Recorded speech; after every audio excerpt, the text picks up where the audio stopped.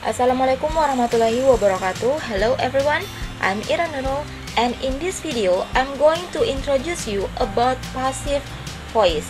Jadi pada video kali ini kita akan belajar tentang passive voice. Are you ready? Let's jump to the explanation.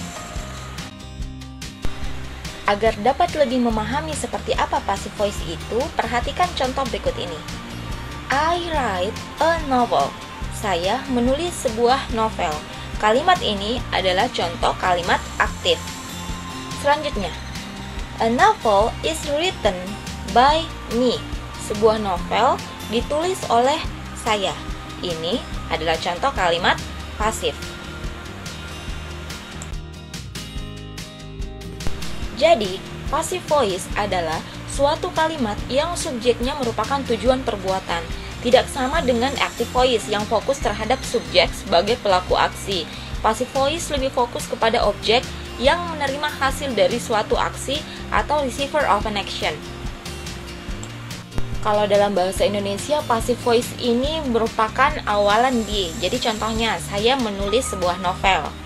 Sebuah novel ditulis oleh saya. Jadi dari menulis yang aktif berubah menjadi ditulis untuk bentuk pasifnya. Next, we will talk about the function of the passive voice. Jadi selanjutnya kita akan mendiskusikan tentang fungsi dari penggunaan passive voice. The first, passive voice is used when the subject or the agent is obvious, unknown, or unnecessary. Jadi passive voice itu digunakan kalau subjeknya atau yang melakukan kegiatan tersebut itu tidak jelas diketahui atau tidak penting untuk disebutkan. Contohnya, his wallet was stolen. Toyota are made in Japan. Makassar is located in South Sulawesi. His wallet was stolen. Dompetnya dicuri. Kalimat ini harus dibuat dalam bentuk passive voice. Kenapa? Karena subjek, orang yang mencuri dompet itu kan tidak diketahui. That's why it is important for you to understand about the usage of passive voice. Next, the passive voice is used when the subject or agent is known, but the speaker or the writer doesn't want to mention it. Jadi passive voice juga dapat digunakan ketika subjek yang melakukan suatu kegiatan itu diketahui, tapi speaker atau writernya itu tidak mau untuk menyebutkan subjeknya. Contohnya, they were given a bad score. Di sini tidak disebutkan siapa yang memberikan skor yang jelek. Selanjutnya, a mistake has been made. Di sini juga tidak disebutkan siapa yang membuat mistake atau kesalahan. The third, passive voice is also used when the subject or agent is very general, such as people or somebody.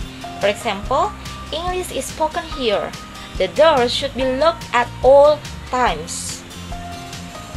And the last, passive voice is used when the speaker or writer wants to emphasize a result or emphasize the receiver of an action. Contohnya, 5,000 people were killed by the earthquake. The earthquake killed 5,000 people. This book is written by me. Ini merupakan bentuk pasif dari kalimat I write this book. Dibuat dalam bentuk pasif to emphasize the result atau emphasize the receiver of an action. Receiver actionnya ini adalah the book dari action write. Now, I'll explain about the rules of the passive voice. His wallet was stolen. This book is written by him. Jika kalian memperhatikan kedua kalimat ini, terlihat bahwa kedua kalimat ini terdiri dari to be dan past participle atau verb 3. Di kalimat pertama digunakan to be was untuk menunjukkan bahwa kejadian ini sudah lampau. Sementara di kalimat kedua digunakan to be is. Ini untuk kalimat yang present atau kejadian sekarang. Selanjutnya, kedua kalimat ini menggunakan verb dalam bentuk past participle atau verb bentuk ketiga, yaitu stolen dan written. Stolen merupakan bentuk ketiga dari kata kerja steal, sedangkan written merupakan bentuk ketiga dari kata kerja write. Berikut ini adalah rules yang bisa kalian gunakan ketika mengubah kalimat aktif menjadi kalimat pasif berdasarkan tensesnya. Jadi sebelumnya kita telah mempelajari beberapa jenis tenses ya, ada 5 jenis tenses. Nah, ini di sini kalian bisa lihat tabelnya bagaimana kita mengubah kalimat aktif menjadi kalimat pasif. Yang perlu kalian ketahui dan kembali ingat adalah kalimat pasif selalu terdiri dari to be dan verb atau past participle, di mana to be yang digunakan itu selalu bergantung pada tensesnya. Lebih jelas, mari kita simak contoh kalimatnya.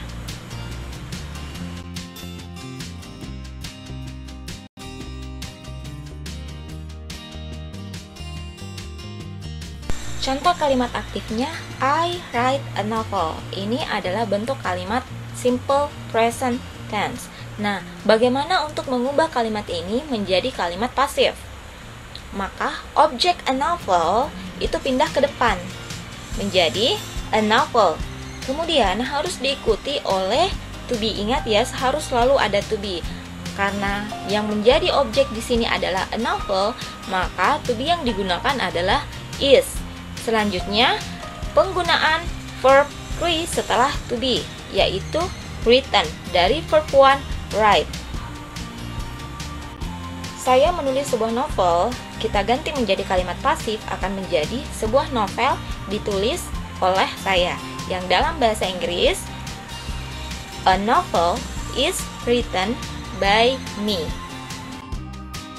Contoh berikutnya, kalimat aktifnya I am writing a novel. Ini adalah bentuk kalimat present continuous tense karena ada to be dan diikuti oleh verb ing. Lalu bagaimana kalau kalimat ini akan kita ubah menjadi kalimat pasif? Kalimatnya akan menjadi a novel is being written. Jadi a novel pada kalimat aktif yang merupakan objek itu pindah ke depan ya. Kemudian digunakan verb 3 atau past participle yaitu written yang merupakan bentuk ketiga dari kata kerja write. Nah, karena ini kalimatnya adalah present continuous tense, maka tetap harus ada verb ing yang menunjukkan bahwa ini merupakan tense yang continuous atau progresif. Makanya digunakan being. Dan ingat tetap harus ada to be yaitu is yang diletakkan setelah a novel. Cukup jelas ya? Oke? I think that's all my explanation about passive voice. Semoga bermanfaat dan thank you for watching.